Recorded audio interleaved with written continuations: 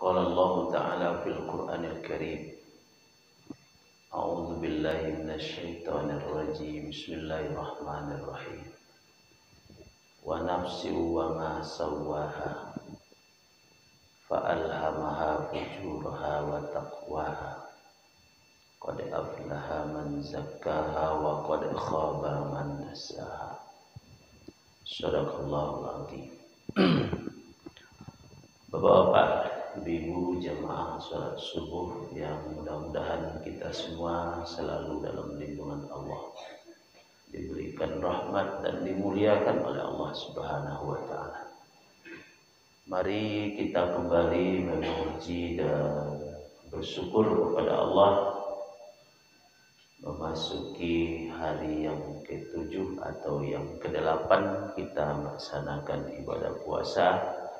Alhamdulillah kita masih sehat, masih diberikan oleh Allah kekuatan iman dan kelapangan waktu untuk beribadah kepadanya. Dan mari pula kita mohonkan doa salawat dan salam kepada Allah. Allahumma shalli ala Muhammad wa ala ali Muhammad. Semoga Allah berkenan menyampaikan buat Rasulullah sallallahu alaihi wasallam. Bapak dan Ibu, pagi ini kita akan berbicara tentang hubungan puasa dan menjaga hati. Tapi sebelum itu kita bicarakan satu minggu yang lewat atau kurang mungkin ya, waktu kita melaksanakan sholat istisqa. Ya, ada kawan yang bercanda bagara sebelum popai kemari. Candaannya kok minta hujan loa lei ka baugang masaji Rasul. Jadi nya ndak serius dah. Tapi entah ke Demi yang mau cerita, entah ke Pak Ketua Tibosiko. Dan memang ada kenyataannya Bapak Ibu. Pas ambo tim Ramadan ke Lintau, hari hujan mulai mendaki patul hujan hari. Tibo saji raya boleh tengah sampai Isa, ayo seketek uang tibo.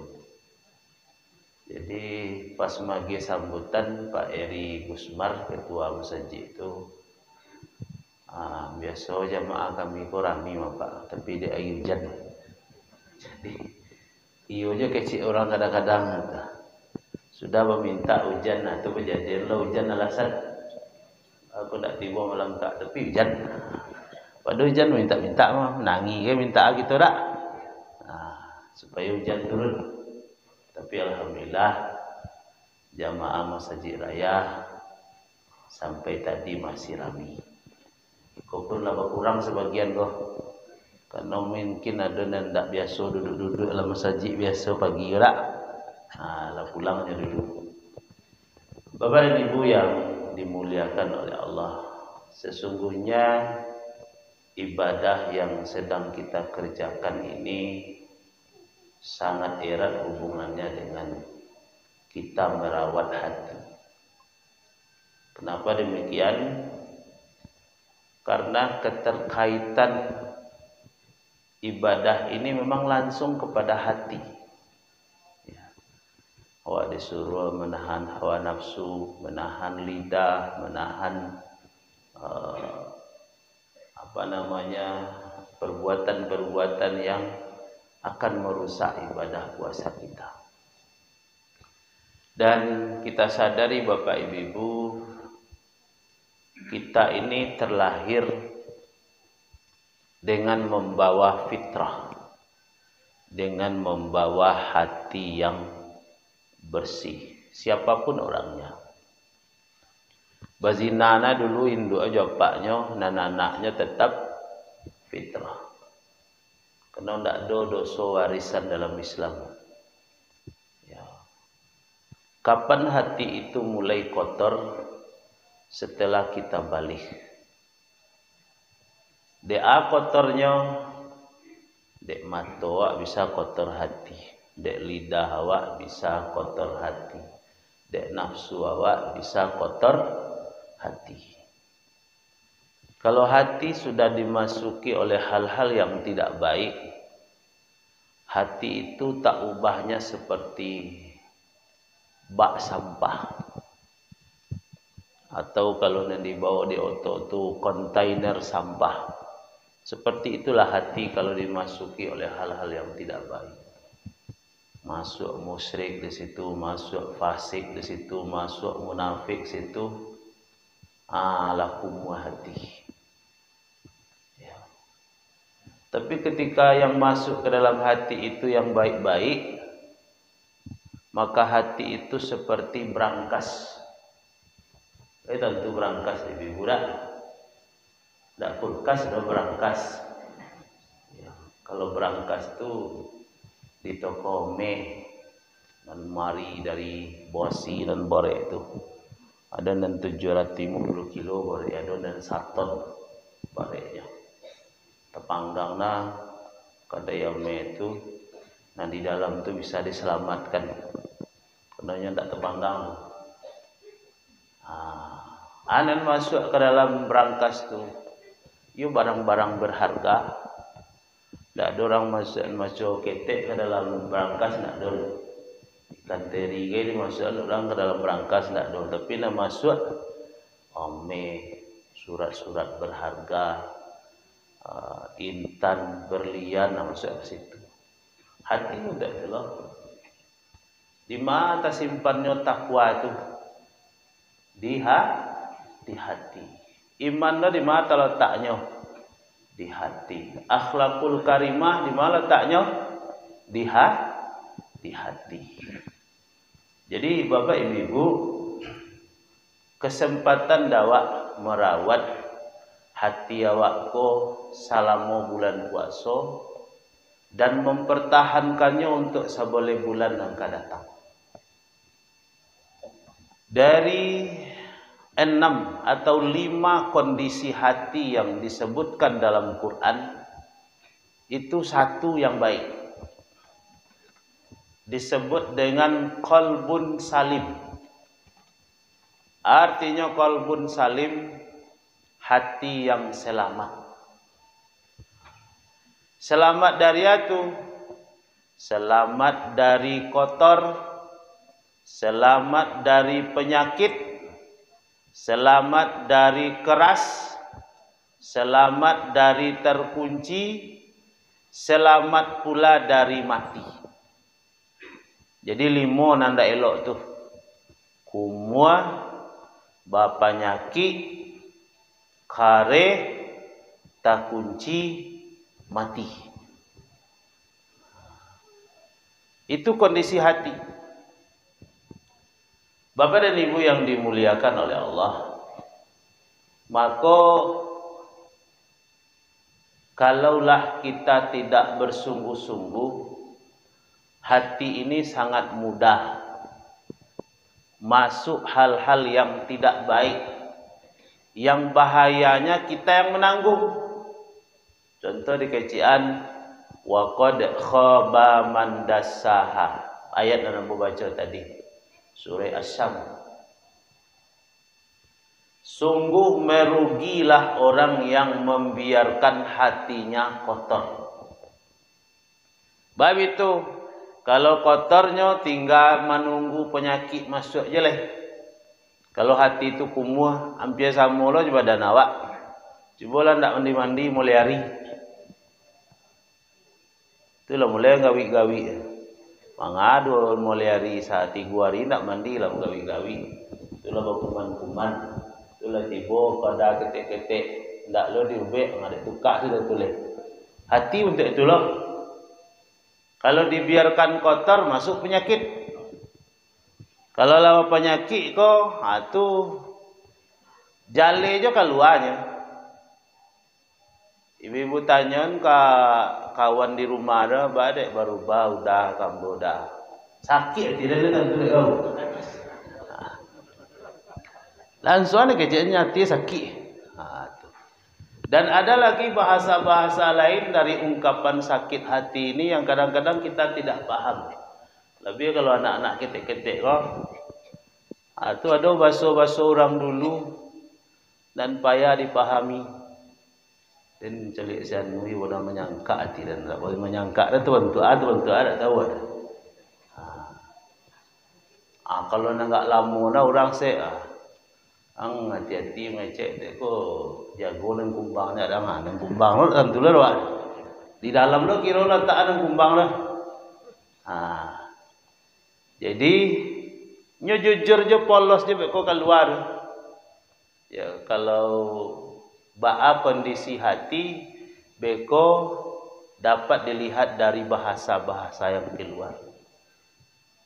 Jadi sian murah rasul kaden nongkang ya nah.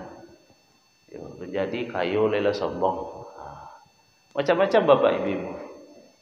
Jadi katikonyo lah mulai kumuh, awak harus bau sau memberasiat. Nan babayonyo orang tak tahu baso hatinya laku muah tak tahu je. Tak sadarnya baso hati laku muah. Masuklah penyakit-penyakit ke dalamnya. Penyakit sum'ah, penyakit ujub, riyah, nya udah sana kontan ada. Nanti gore. Penyakit dengki. Ya. Janganlah keluar bahasanya awas langsung. Itu penyakit dah. Berarti di dalamnya ada dendam. Marah. Jadi anggap sepele bapak ibu, marah tu ya benar babayo, baik bayonya kepada hati itu sendiri dengan bertambahnya dosa, dan bahaya marah itu bisa langsung kepada fisik kita. Maka Nabi mewanti-wanti soal marah kau dan lacok lo berulang-ulang. Karena marah kau kini tiba esok tiba esok lainnya. Tu. Apa pesan Nabi? La taghdab. Jangan marah. Nyonan di makasih jangan marah tu kalau marah memang tak ada alasan. Seketik-seketik marah, seketik-seketik marah. Tapi ada lo marah nan memang tak boleh ditahan, tak boleh disimpan-simpan, harus marah. Apa pesan Buya Hamka dalam bukunya?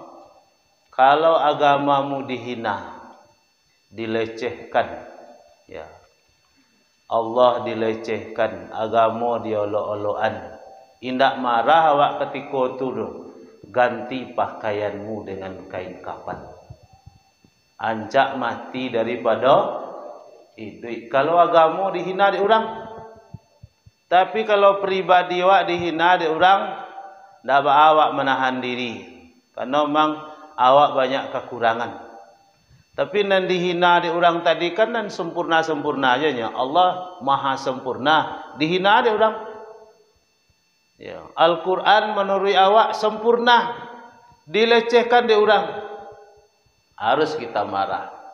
Tapi nan marah nan tak pakai judul tadi. Nan marah nan tak berkata tuan tadi harus kita berhati-hati. Merawat hati supaya jangan tumbuh di situ marah nanda ada alamatnya. Semakin kita marah, semakin dikuasai kita oleh setan, semakin tidak bisa kita mengendalikan diri sendiri. Tu. Keluarlah bahasa-bahasa bangkit setan tu. Pada orang-orang boka bangkit setan dan celiknya. Berartilah dikuasai oleh setan. Kemudian bapak ibu, ketika bulan puasa ko layawak, jago diri awak supaya hati awak supaya jangan berpenyakit. InsyaAllah penyakit terusannya tidak akan tibur. Penyakit terusan dari penyakit hati itu adalah kerasnya hati. Tu lebih babayolo lah daripada penyakit hati tadi. Hati sudah sulit menerima kebenaran. Dan orang yang punya hati seperti itu akan merasa paling benar. Payah bagi nasihat kenyo, ndak narimonya, memantulnya keluar balik. Anan dia gen ka orang nan hatinya kari. Bahkan orang yang nyo hormati sekalipun bisa ndak nyo hormati ketika orang punya hati kari. Ama ane melahirnya, ama nangi manasihatinya. Ama lo di berang-berang deh. Ya menangi lo, mak le ane mak tangian. Urusan itu dek kemenangi lo, mak macam-macam lah. Karena memang hati sudah mati. Ya.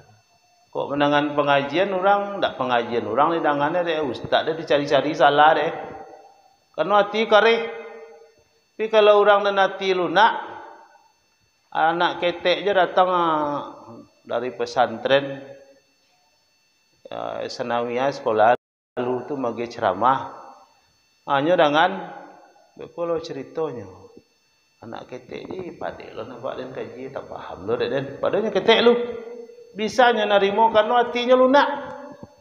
Tapi kalau orang dan hati kare diundang uas dan mari kesalahan dicari deh dan uas itu tak tuju dan hendak tuju lo ni cen. Begitulah perlunya wak menjaga hati. Sebab besok dan diterima di Allah tu hati nan selamat tadi. Yaumala yanfa'u malu wala banun. Pada hari tidak mendatangkan manfaat lagi harta dan anak. Dan menjadi kebanggaan manusia kini dua tu dah. Harta cek, anak cek. Itu ruko nan 5 pintu nan alun saudara mamak lo buat iya deh buat mah. Petang ada orang menawarkan puso dulu lalu balik lo. Membanggakan harta, membanggakan anak. Kalau lebih 60 umur hampir 70 tu berhati-hatilah. Cok orang membangga-banggakan anak. Awak bertuju anak alhamdulillah jadi orang sado. Tak ada jadi ayam. Kan begitu. Dua di Pertamina. Cik sedang koas. Hanya cerita sado. Memang seperti itu. Awaklah mungkin untuk itu je. Tapi diceritakan di Allah ada waktunya nanti anak dan harta itu tidak memberi manfaat. Ada bagi manfaat illa man atallaha biqalbin salim. Kecuali yang datang menghadap Allah dengan hati yang selamat. Selamat dari 5 macam tadi. Indak karu hatinya, indak kumuh hatinya. Selamat lo dari penyakit. Selamat lo dari keras. Yang berikutnya selamat lo dari terkuncinya hati. Khatamallahu ala qulubihim. Nyo ndak bisa sampai situ udah bersambung ke ujung wa ala sam'ihim wa ala absarihim. Seakan-akan Allah mengajian kalau hatinya lah tak kunci, talingonya pokak, matonya butuh. Itu artinya. Kalau lah tak kunci hati, talingo pokak pokak kena nelok. Kena nelok pokaknya. Beko ada pengajian ndak ketibo kayaknya 10 kali di umumnya dia saji ndak tibo karena hati lah pokak kena nelok. Ya, malam besok ada randai, ada siang-siang piti deh. Ya. Karena memang ke situ mado hati. Jadi memang apa namanya jangan sampai ke level itu ndaknya. Kok sekedar kumua de awak manusia biasa namanya kumua ti awak sadar lo awak bahasa kumua capek awak memberasiat. Nama bayonya bentuk awak sampai di awal tadi kurang hati kumuanya ndak tahu maraso ndak kumua.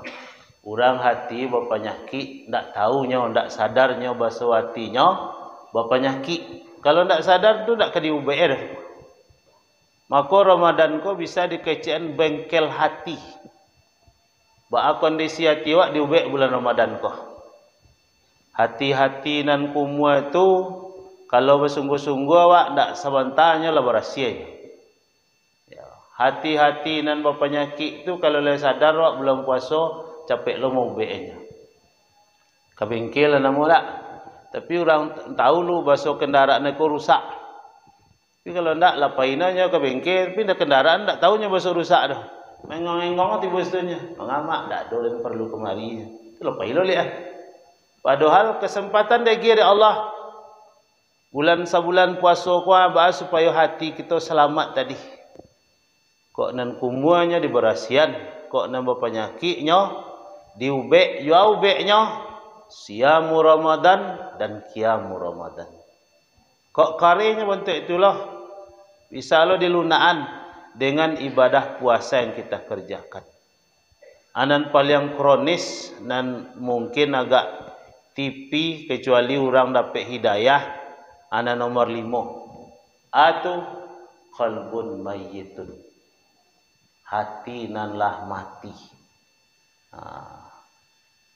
Hatinya lah mati sementara orangnya masih hidup. Ulang-ulang je lah kaji Buya Muslim Nurdin, orang Pagaruyong dulu acok khutbah rayo di Al-Amin.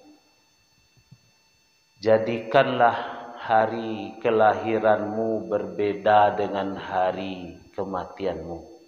Berbedanya awak baru lahir, awak menangi, orang nanado di sekitar tu galak, orang pemencaliak gadang hatinya. Di bawahnya baju baru, tulangnya puji-puji. Buru badan anak ulin ini macam-macam. Kok pesek ke, dua hari kecian mancong hati kau tu memuji-muji. Anak awak tetap je menangi. Dan orang mencaliak galak. Ketika awak meninggal besok jadianlah itu terbalik. Awak nan pai lain nan galak. Bab itu liman kana yarjullah. Kena dalam hati awak sangat berharap bisa bertemu dengan Allah. Kematian tu kan tu. Ya, kalau ada yang terlegak bercapek bertemu je Allah, mati lu. Nikmat yang paling besar itu kan bukan hanya masuk surga saja. Bahkan ketika orang dalam surga terheran-heran, ada aja nikmat dan gadang pada oleh Allah. Lai kecil Allah, atu ridaku. Lebih kadang lah pada masuk surga tu. Jadi Bapak, kalau umpamanya hati awak lai selamat, dari awak usaha menjaga hati itu, tentu nanti di akhirnya kita akan mendapatkan itu. Awak galak meninggal dunia kok, orang nan di dunia nan ada di sekitar awak tu bersedih dengan kepergian kita. Kenapa? Karena baiknya hati kita kepadanya. Jangan sampai samu. Awak lahir dulu awak menangi, orang galak mati, awak je menangi lunan orang. Golak je lu. Siapa nanti bom tadi nak mati musuh je siapa? Alhamdulillah. Alhamdulillah ada bocor kawan. Atau benazarnya. Ada berselokal ada duanya mati. Jadi Bapak Ibu sangat erat kaitannya ibadah dan sadang awak kerajaan kau dengan upaya merawat dan menjaga hati. Mungkin dikecian hari raya itu besok kita bisa seperti bayi yang baru lahir dari perut ibunya atau dari rahim ibunya. Balik ke suci fitrah tu balik dia tu di amalan dan awak kerajaan sebulan Ramadan. Tapi kalau indak bisa lo ndak dapat apa-apa wak kecuali nan dapat haus dan lapar. Jadi dampak paling besar dari ibadah puasa itu adalah terpeliharanya hati. Sudah bulan puasa nan suko mengare-ngare mengeceknya lalu nak-lunaknya ngecek. Lah santun bab itu hatinya lalu nak. Ya, anan terpancar keluar itu kan gambaran yang di dalam. Dan payalo membela-bela mah. Ada suara dan jangan korenya kecek jangan kasati dan lelok. Payah orang narimo dehnya. Orang lata sakit dah wak. Tu wak kecek no basuh hati wak elok. Kan payah orang nerimo dah. Si anu ngecek manggang musaji empatnya, kan gitu dah. Awak ngecek je awak elok tu tak mungkin dah. Tapi kalau nang keluar tu memang bahasanya santun, lunak, ya. Nyo lebih elok dan nyo mundur rasa damai daripada maju tapi perang. Maksudnya dalam menjaga ukhuwah. Kalau selama kan untuk itu awak main seorang-seorang, pokok kelompok awak menang. Pokoknya dan apa organisasi awak maju. So soal saudara kita tersakiti, itu tidak di masalah awak. Itu nak membuat awak hancur bapak ibu. Ya. Soalnya kalau soal bendera kan boleh beda-beda, tapi tujuan awak sama. Terjaga ukhuwah, terjaga silaturahim. Kau nak salam kau nak bentuk tu nyo kawan nyo awak dilah bantai jo. Nah, nyo Islam namo tapi nyo menyerang jo. Memburuk-burukan jo. Mungkin bulan puasa kau kesempatan awak bapak ibu menguatkan saf dan barisan kita dengan diawali dengan menjaga hati. Kalau lah terjaga beko ketika awak cari orang-orang kau anak dan cari orang lain. Sadonyo dusana awak. Dusana awak. Kita nak kamu saji kau berdusana. Dan itu jadi kekuatan. Si anu sakit awak cari lah semua-sama, pai semua-sama tu. Si anu anaknya berawat, pai cari menjadi kekuatan. Tapi jaga hati dulu. Kalau nak jaga hati kau percaya adanya. Ya. Barinyo cari dia nak tu cari dulu ambil tu lah je tak. Itulah bapak ibu, mudah-mudahan sehat jawab bulan puasa, istiqamah jawab dalam melaksanakan ibadah-ibadah dalam bulan puasa. Amin ya rabbal alamin. Terima kasih banyak. Wabillahi taufiq wal hidayah. Assalamualaikum warahmatullahi wabarakatuh.